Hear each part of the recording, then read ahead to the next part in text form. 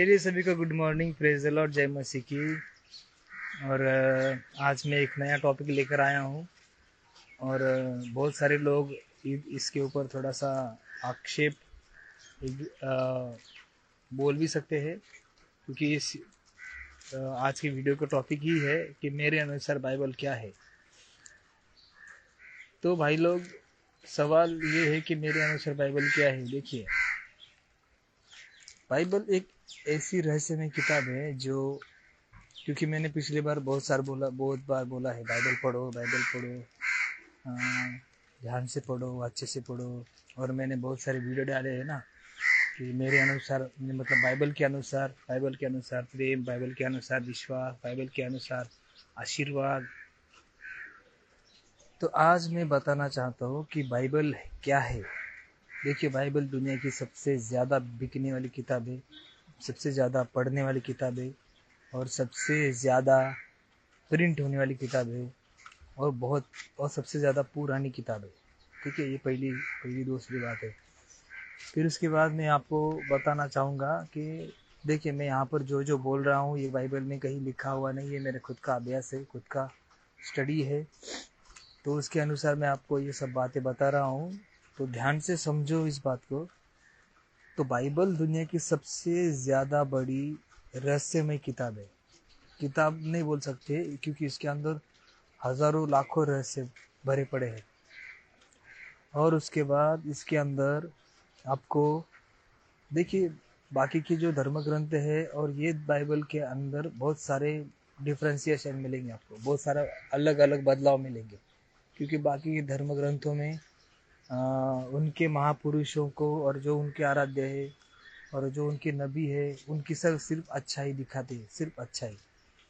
गलती, बुराइयाँ, उनकी गलतियाँ नहीं दिखाते। लेकिन बाइबल सिर्फ ऐसी एक किताब है, उसमें आपको मूसा से लेकर, दानियल से लेकर, दाऊद राजा से लेकर सभी की कुछ ना कुछ, जो कुछ नहीं उन्होंने गलतियाँ की है वो भी उसमें दिखाई गई है। मतलब बाइबल का जो परमेश्वर है वो सिर्फ प्यार ही नहीं करता है, बल्कि आपको गलतियों में सुधारता भी है, आपकी गलतियाँ सुधारता भी है। तो बाइबल में इन सब की गलतियाँ भी दिखाई गई है और अच्छाइयाँ भी दिखाई गई है। ये कहाँ पतन हुए इनका, ये कहाँ गिरे हैं और कहाँ इनको फिर से परमेश्वर ने खड़ा किया, ये भी दिखाया गया है।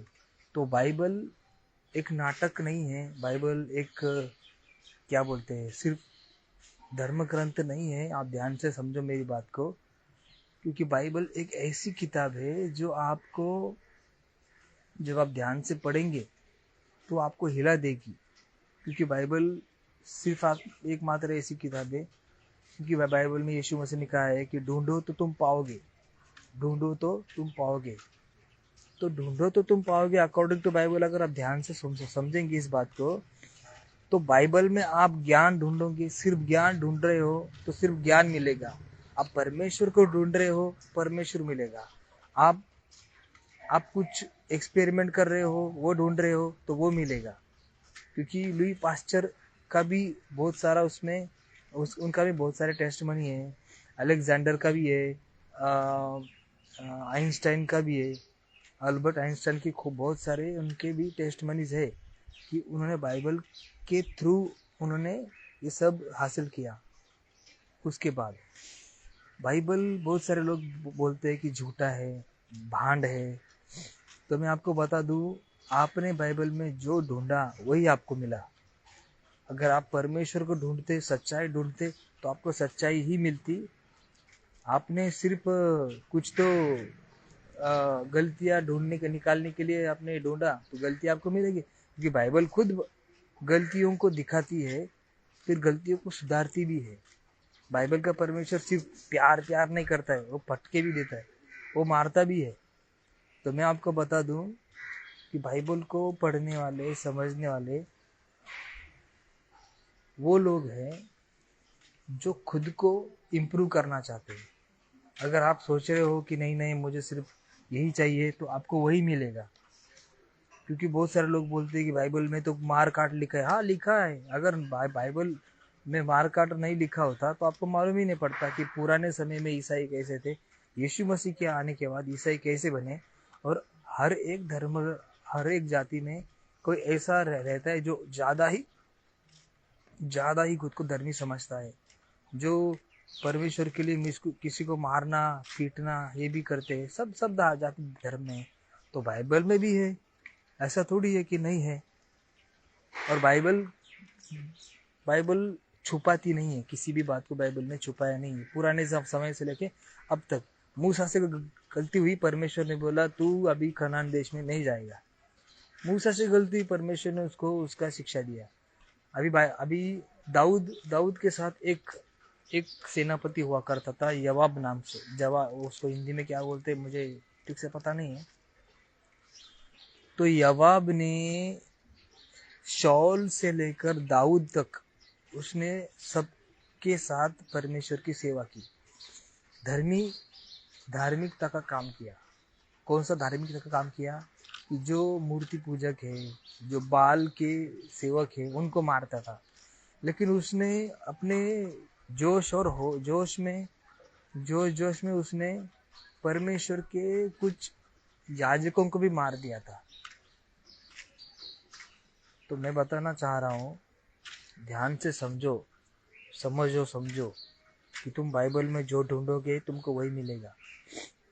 बाइबल को तुम जितना जानोगे, जितना पढ़ोगे, जैसा पढ़ोगे, शारीरिक दृष्टि से पढ़ोगे तुमको शारीरिकता के लिए ही उसका जवाब मिलेगा। अगर आत्मिकता के लिए पढ़ रहे हो तो तुम्हारी आत्मिक जीवन के लिए वो तुमको आंसर चाहिए, जवाब चाहिए, वो तुमको देगा। तो मैं आपको ये कहना चाह रहा हूँ कि ये वीडियो था मेरे अनुसार बाइबल क्या है। तो ये इसमें से बहुत सारी बातें बाइबल में लिखी नहीं गई है जो मैंने बताई है, लेकिन आपको समझना चाहिए कि भाई बाइबल क्या है। बाइबल कोई सर्वसाधारण किताब नहीं है, कोई सिंपल किताब नहीं है कि कोई भी पढ़ेगा उसको समझ में आएगा, ठीक है। क्योंकि आपको पता है यिर्मयाह का 33:3 में लिखा है कि तू मुझे मांग, तू मुझे आवाज़ दे तो मैं सुन रहा हूँ। मतलब मराठी में कहता है की मला हाक मार म्हणजे मी तुला उत्तर देईल आणि तुला माहीत नसलेल्या अशा गहन आणि गूढ तुला सांगेल। मतलब बाइबल में बहुत सारे रहस्य है। परमेश्वर ने बहुत सारे रहस्यों को बाइबल में छुपा रखा है, लेकिन विदाउट होली स्पिरिट तुम बाइबल को नहीं समझ सकते। जिस जड़ तक तुमको जाना है बाइबल के, तुम नहीं जा पाओगे, क्योंकि विदाउट होली स्पिरिट बाइबल को समझना असंभव है। और अगर विदाउट होली स्पिरिट तुम बाइबल को समझोगे तो वो सिर्फ ज्ञान का भंडार है, लेकिन विजडम चाहिए, कुछ एक्स्ट्रा चाहिए। और परमेश्वर के दिल तक पहुंचना है तो होली स्पिरिट के थ्रू तुमको जाना पड़ेगा, पवित्र आत्मा के थ्रू तुमको जाना पड़ेगा। तो ये था आज का वीडियो, मेरे अनुसार बाइबल क्या है। तो इस वीडियो को ज़्यादा से ज़्यादा शेयर करो, और जिन लोगों को पता नहीं बाइबल क्या है उनको भी भेजो, और सीखते जाओ, समझते जाओ, परमेश्वर में बढ़ते रहो, प्रार्थना करते रहो, और ऐसे ही वीडियो को लाइक शेयर करते रहो। तब तक के लिए जय मसीह की, आमीन।